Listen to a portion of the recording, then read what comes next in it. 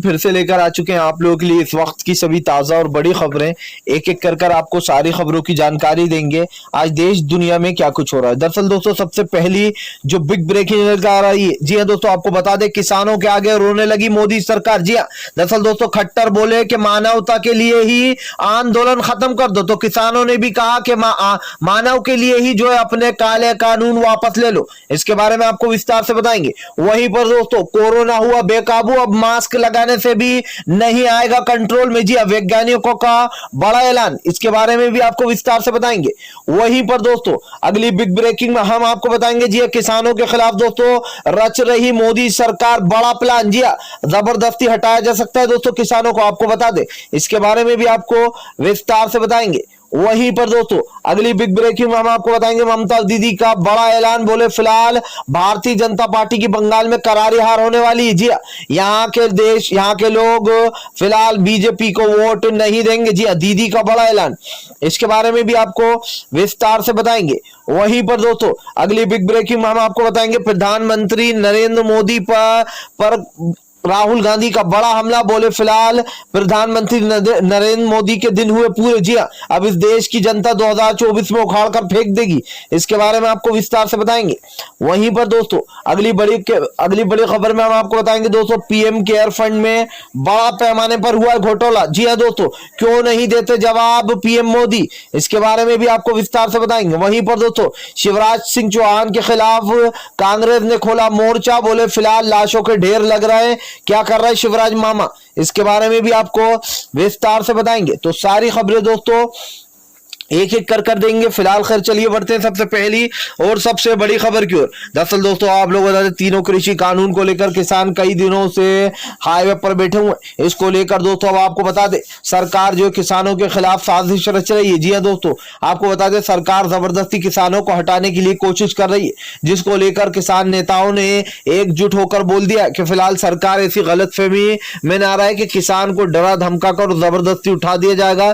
Corona का हवाला देकर, हम जब से आए हैं तब से ही कोरोना है और कोरोना से भी खतरनाक ये काला कानून है। अगर हमें हटाने की कोशिश की गई तो इसका अंजाम अच्छा नहीं होगा। जी हाँ, जबरदस्ती हमें हटाया ना जाए और ना ही भूले से सरकार ये कोशिश करे, क्योंकि अगर ये कोशिश हुई तो फिर हमारी तरफ से भी एक्शन का रिएक्शन निकल कर आएगा। आपको बता दो तो किसानों ने सीधा सीधा आर पार का ऐलान कर दिया। फिलहाल चलिए बढ़ते हैं एक और अगली बड़ी खबर की ओर। बता दो अगली जो बड़ी खबर निकल कर आ रही, फंस गई नरेंद्र मोदी की सरकार। जी है दोस्तों आपको बता दें, बढ़ते कोरोना का केस को लेकर अब लोगों ने मोदी सरकार को घेर लिया। आपको बता दें दोस्तों 5 राज्यों में चुनाव का जो है प्रचार चल रहा है, ऐसे में लाशों के ढेर लग गए। अब नरेंद्र मोदी से आम जनता के साथ साथ दोस्तों विपक्ष भी सवाल कर रहा है कि क्या 5 राज्यों में चुनाव इतने जरूरी है, क्या लोगों की जान से भी ज्यादा जरूरी है चुनाव है। आपको बता दें दोस्तों प्रधानमंत्री नरेंद्र मोदी की जो उल्टी गिनती है वो खुद आम जनता ने ही शुरू कर दी ना। दोस्तों आपको बता दें बेड मिल रहा है हॉस्पिटलों में, ना ही ऑक्सीजन मिल पा रहा है। इसी के साथ साथ दोस्तों आपको बता दें वेंटिलेटर की भी कमी है। भले ही डॉक्टर हर्षवर्धन ये फैलाते रहे कि वेंटिलेटर की कोई कमी नहीं है, जबकि सच्चाई है दोस्तों कि वेंटिलेटर हॉस्पिटलों में है ही नहीं।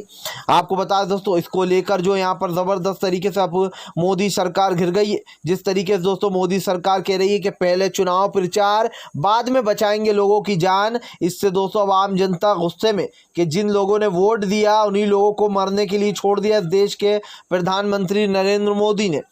चलिए फिलहाल खैर चलते एक और अगली बड़ी खबर की ओर। बता दोस्तों अगली जो बड़ी खबर निकल कर आ रही है, आज आपको बता दोस्तों 5वें चरण का चुनाव बंगाल में। इसके बाद दोस्तों 3 चरणों के चुनाव और बचे। आपको बता दें 5वें चरण में सुबह से ही दोस्तों रुझान आना शुरू हो गए। आपको बता दूं दोस्तों कई जगहों पर ईवीएम घोटाले की भी खबरें आ रही हैं। जी बताया जा रहा है कि फिलहाल कई जगह पर जो ईवीएम मशीन है दोस्तों वो बिगड़ी भी चल रही है। दोस्तों हर बार ऐसा ही होता है, जब चुनाव का प्रचार खत्म हो जाता थम जाता और जब चुनाव आते तो मशीनों में आए दिन प्रॉब्लम निकलती। फिर से एक बार दोस्तों बंगाल में कहीं ना कहीं ममता दीदी की लहर देखकर डर गई है मोदी सरकार। जी आपको बता दोस्तों लगातार दीदी 5वें चरण में भी भारी पड़ती हुई नजर आ रही है। एक चीज तो तय है दोस्तों कि फिलहाल प्रधानमंत्री नरेंद्र मोदी की बंगाल से बहुत ही करारी हार होने वाली, और मानिए दोस्तों अगर यह हार होती है 100% तो वाकई में काबिल तारीफ हार होने वाली। केजरीवाल से भी बुरी हार हो गई है, क्योंकि दीदी इस बार दोस्तों और भी ज़्यादा पूर्ण बहुमत के साथ सीटें लाने वाली। दरअसल भले ही दोस्तों कुछ गद्दारों ने दीदी का साथ छोड़ दिया, लेकिन ये साफ दिखाई दे रहा है कि इस देश की जनता उन गद्दारों से भी चिड़ी हुई है, चाहे वो शुभेंदु अधिकारी हो या फिर दोस्तों टीएमसी के और कार्यकर्ता।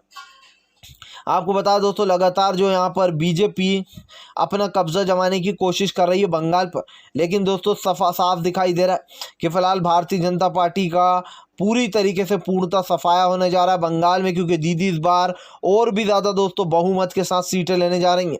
फिलहाल चलिए हम बढ़ते हैं दोस्तों एक और अगली बड़ी खबर की ओर। बता दोस्तों अगली जो बड़ी खबर निकल के आ रही है, कांग्रेस ने साधा मोदी सरकार पर निशाना, बोले पीएम केयर फंड में बड़ा घोटाला। जी हाँ, क्यों नहीं दे देते प्रधानमंत्री नरेंद्र मोदी जवाब। दरअसल दोस्तों आप लोग बता दें अब पीएम केयर फंड को लेकर सवाल उठने शुरू हो गए, लेकिन हम हमेशा से एक चीज़ दोस्तों नोटिस करते हुए नजर आए हैं कि फिलहाल जब मोदी जी हैं उन्होंने अभी तक पीएम केयर फंड के बारे में कोई भी सूचना नहीं दी। एक बार बहुत कहने पर दोस्तों आधी अधूरी दी थी जानकारी, लेकिन उसके बाद से फिर मोदी घिरते हुए नजर आए थे, जिसके बाद उन्होंने कोई जो जानकारी नहीं दी है। आपको बता दोस्तों पीएम केयर फंड में करोड़ों रुपए आए और उन करोड़ों रुपए का दुरुपयोग किया जा रहा है। कभी दोस्तों एनआरसी सीएए में यूज किया जा रहा है, तो कभी कृषि कानून को लेकर इस काले बिल को पास कराने में, कभी दोस्तों चुनाव प्रचार में ये पैसा यूज किया जा रहा है। अब सभी विपक्ष ने दोस्तों जमकर मोदी सरकार पर निशाना बोला।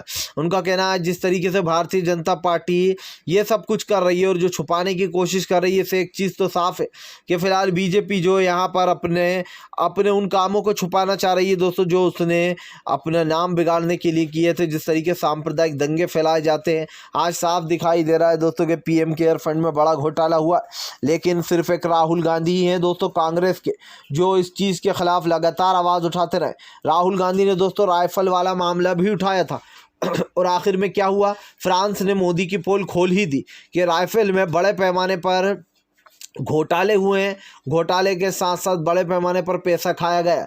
आपको बता दूं दोस्तों राहुल गांधी ने अब तक जितनी भी बातें बोली वो सब सच साबित होती हुई नजर आ रही। चाहे वो उन्होंने कोरोना वैक्सीन को लेकर बोला हो कि हमें दूसरे देश की वैक्सीन को मंजूरी देना चाहिए और फिर मोदी ने उस वैक्सीन को भी मंजूरी दी। तो दोस्तों एक चीज़ तो तय, राहुल गांधी की को आलोचना करने के बाद ये लोग राहुल गांधी की बात मानते, भले कितनी आलोचना कर लें। फिलहाल खैर चलिए हम बढ़ते हैं दोस्तों एक और अगली बिग ब्रेकिंग की तरफ। बता दोस्तों अगली जो बड़ी खबर निकल कर आ रही, खट्टर सरकार रोने लगी किसानों के आगे, बोले अगर ऐसे नहीं तो मानवता के लिए ही अपने आंदोलन को वापस ले लो। सोचिए दोस्तों इनको अभी मानवता याद आ रही है, और जो इनकी हज़ारों हज़ारों लाखों लाखों लोगों की जो भीड़ उमड़ रही है, जो रैलियाँ हो रही हैं दोस्तों, उसमें इनको मानवता याद नहीं आ रही है वहाँ पर। जबकि दोस्तों किसानों की तो इतनी भीड़ भी नहीं है और वो डिस्टेंस के साथ बैठे हुए हैं काफ़ी लंबे समय से, कोई वहाँ पर पेशेंट भी नहीं है कोरोना का, लेकिन उसके बाद भी खट्टर को मानवता याद आ रही है। लेकिन जो नरेंद्र मोदी, प्रधानमंत्री नरेंद्र मोदी जिन्होंने ये कोरोना की गाइडलाइंस बनाई हैं, खुद अमित शाह गृह मंत्री, वो खुद ही जब दोस्तों इसको फॉलो नहीं कर रहे हैं, वो खुद जो यहाँ पर मानवता के लिए चुनाव को रद्द नहीं कर रहे हैं, एक चरण में चुनाव नहीं करा रहे हैं, उतने ही चरण में बंगाल के चुनाव हो रहे हैं, तो फिर दोस्तों किसान ही क्यों मानवता के बारे में सोचे। एक तो आप किसानों के लिए काला कानून लेकर आते हो, ऊपर से आप किसानों से ये उम्मीद लगाते हो कि वही लोग पीछे हट जाए। किसानों ने भी दोस्तों दो टूक जवाब दिया, बोले अगर ऐसा है तो मानवता के लिए ही इन तीनों कृषि काले कानून को वापस ले लो। जी हाँ दोस्तों, आपको बता दें जिस तरीके से दोस्तों लगातार अब किसानों को टारगेट करने में लगी है मोदी सरकार, एक बात तो तय दोस्तों, अगर यहाँ पर कोरोना का बहाना देकर इस धरने को ख़त्म कराया गया तो ये अच्छा नहीं होने वाला है सरकार के साथ, क्योंकि दोस्तों किसान इसको छोड़कर जाने वाला नहीं है। क्योंकि इसका एक रीज़न ये भी है दोस्तों, लोग सवाल पूछेंगे कि आप भी तो रैलियां कर रहे थे बंगाल में, किसान तो फिर भी एक जगह बैठे, उनमें कोई लाखों लाखों की भीड़ नहीं आ रही है, लेकिन आप तो रैलियां कर रहे थे, क्या आपसे कोरोना का संक्रमण नहीं फैल रहा था। लेकिन लिख के रख लो दोस्तों, आप जैसे ही प्रधानमंत्री नरेंद्र मोदी वापस दिल्ली आएंगे, उन्हें कोरोना याद आ जाएगा, उन्हें कोरोना की गाइडलाइंस याद आ जाएंगी, खुद गृह मंत्री अमित शाह को कोरोना की गाइडलाइंस आ जाएंगी, जो मास्क पहनने का नाटक किया जाएगा। जी हाँ, जबकि सच्चाई ये है दोस्तों कि इनको कोई भी नहीं मार सकता है, ना कोरोना मार सकता है, ना कोई आम व्यक्ति मार सकता है, क्योंकि इनके पास दोस्तों सब कुछ है। जी हाँ, कोरोना से लड़ने के लिए दोस्तों अपार शक्ति, अपार पैसा इनके पास, धन दौलत है। न इनको कोरोना से कुछ होने वाला है, तभी तो बेबागी से न आराम से बिना मास्क के इतनी इतनी लाखों की भीड़ में घूमते फिरते हैं, क्योंकि इन्हें पता है कि इन्हें कुछ होने ही वाला नहीं है दोस्तों कोरोना से। कोरोना क्या उखाड़ लेगा। वहीं दूसरी तरफ दोस्तों आपको बता दें, राहुल गांधी ने भी ये बात बोली थी कल कि आम जनता मरती है। बंगाल में जब सांप्रदायिक दंगे फैलेंगे तो यहाँ की जनता झुलसेगी। जय शाह, अमित शाह और नरेंद्र मोदी को कुछ नहीं होने वाला, क्योंकि इन लोगों के पीछे सिक्योरिटी है, इनके साथ हमेशा सिक्योरिटी रहती है। होगा तो आम जनता को होगा, इस देश की जनता जल मरेगी। जी हाँ दोस्तों, राहुल गांधी ने साफ कहा था कि बंगाल में हिंसा फैलाने की साजिश की जाती है, और ये दोस्तों साफ भी होगा एक बार। किसान नेता राकेश टिकैत ने भी कल बंगाल में यही बात बोली कि भारतीय जनता पार्टी जगह जगह दंगे फैलवाती। जी हाँ, दंगाबाज पार्टी बन चुकी है दोस्तों अभी ये फिलहाल। चलिए बढ़ते हैं एक और अगली बड़ी खबर की ओर।